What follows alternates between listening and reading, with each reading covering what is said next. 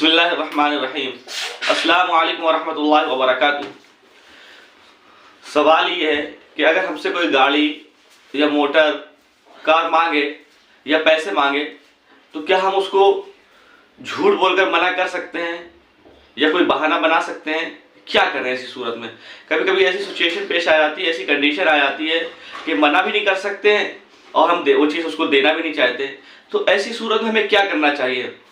तो अब सवाल ये है, तो क्या झूठ बोल सकते हैं? देखिए, झूठ बहरहाल झूठ होता है, झूठ बहरहाल झूठ होता है।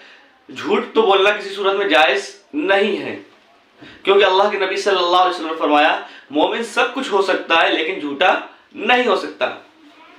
तो अब सवाल ये है कि हम ऐसी सूरत में क्या करें?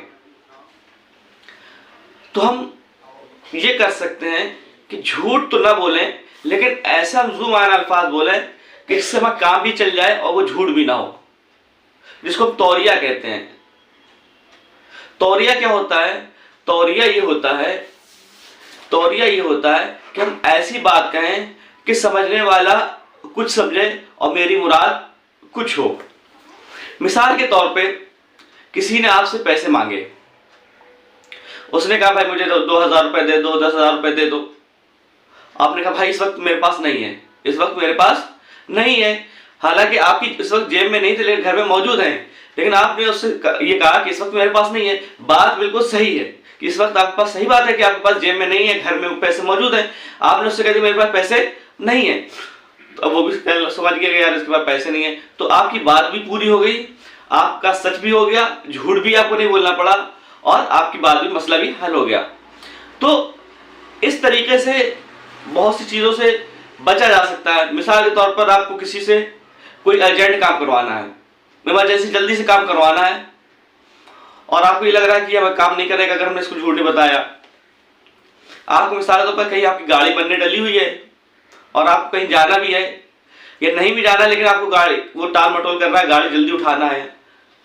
तो आपने उससे ये कहा, आप उसके पास गए, आपने कहा कि मुझे गाँव जाना है, और आपने अपने घर का नाम या अपने कमरे का नाम गांव रख दिया, या जहां पे आपका गांव है, जहां पे आपका ननिहाल दिया, कुछ भी आप लखनऊ रख लें, कानपुर रख लें, आप अपने कमरे का नाम, अपने घर का नाम कानपुर रख लें। आप उससे कहें मुझे अर्जेंट अभी गाड़ी से कानपुर जाना है, तो ये झूठ भी नहीं होगा और आपका काम भी चल जाएगा, और आपने अपने कमरे का नाम कानपुर रखा हुआ है। तो जरूरी थोड़ी आप सबको ये बताते फिरे कि मेरे कमरे का नाम कानपुर है, मैंने अपने कमरे का नाम कानपुर रखा है। हर एक को बताने की भी जरूरत नहीं, बस आपने अपने कमरे का नाम कानपुर रख दिया या आपने अपने कमरे का नाम गांव रख दिया, घर का नाम। आप उससे गए, आपने कहा जल्दी से मेरी गाड़ी बना के दे दो, मुझे अभी अर्जेंट वो गाँव जाना है या अर्जेंट कानपुर जाना है। तो इस तरीके से आप अपना काम चला सकते हैं। या आप किसी टेलर के पास गए, आपने कहा कि अर्जेंट मेरे कपड़े सिल दो, मुझे एक शादी में जाना है, शादी कई दिन बाद है, शादी 1 हफ्ते बाद है, 10 दिन बाद है। तो आप उससे कहा शादी, मुझे अर्जेंट शादी में जाना है, तो मुराद आप दिल में ये ले लें कि अर्जेंट का मतलब ये कुछ दिन, थोड़ी देर बाद हमको शादी में जाना है, या मुझे गांव जाना है। इस तरीके से आप कह सकते हैं मुझे गांव जाना है, अर्जेंट शादी, ये कपड़े सिल के दे दो, मुझे गाँव जाना है, और आपने अपने गाँव कमरे के नाम, अपने घर का नाम गाँव रखा हुआ है। तो टेलर से आपने ये कहा मुझे जल्दी से कपड़े सिल के दे दो, आज ही कपड़े दे देना, शाम तक मुझे कपड़े दे देना, मुझे शाम तक हर हाल में गांव जाना ही है। तो ये झूठ भी नहीं होगा, आपका मसला भी हल हो जाएगा और आपकी बात भी पूरी हो जाएगी। इसको अरबी में तौरिया कहते हैं।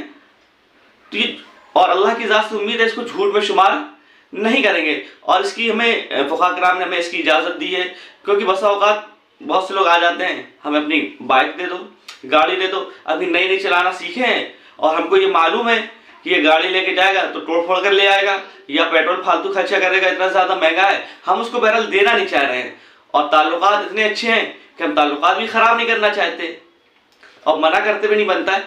तो ये वो तरीक़ा है कि जिसके ज़रिए हम उसको, मेरा अपना काम भी बन जाए और हमारा मसला भी हल हो जाए, जिसको कहते हैं सांप भी मर जाए और लाठी भी न टूटे। तो इस तरीके से हम तौरिये से काम चला सकते हैं। तो इसमें ये झूठ भी नहीं होता है और हमारी बात भी पूरी हो जाती है। मिसाल के तौर पर आप दुकान में बैठे हुए हैं और कोई आपके पास पैसे लेकर आया, भाई 2000 के हमको चेंज दे दो, 500 के हमको चेंज दे दो। और आपके पास पैसे तो रखे हुए हैं, चेंज रखे हुए हैं, लेकिन आपके पास इतने ही चेंज है कि अगर आप उसको दे देंगे तो फिर आपको परेशानी हो जाएगी, आप देना नहीं चाह रहे हैं इसको। तो आप उससे कहते भाई मेरे पास चेंज नहीं है, फुटकर पैसे नहीं है, और दिल में आप ये नियत कर ले कि इतने नहीं है कि हम तुमको दे दें, अगर हम तुमको दे देंगे तो खुद हमें परेशानी हो जाएगी, इसलिए तुमको देने के लिए नहीं, हमारे पास हमारे अपने लिए है। तो ये नियत भी कर सकते हैं और हमें इसकी इजाज़त इस्लाम में मिलती है। हज़रत इब्राहीम अलैहिस्सलाम ने से जब बादशाह ने पूछा कि तुम्हारे साथ कौन है, तो अगर उसकी कोई बीवी होती थी आदमी, तो बादशाह पकड़ के वो अपने कब्जे में ले लेता।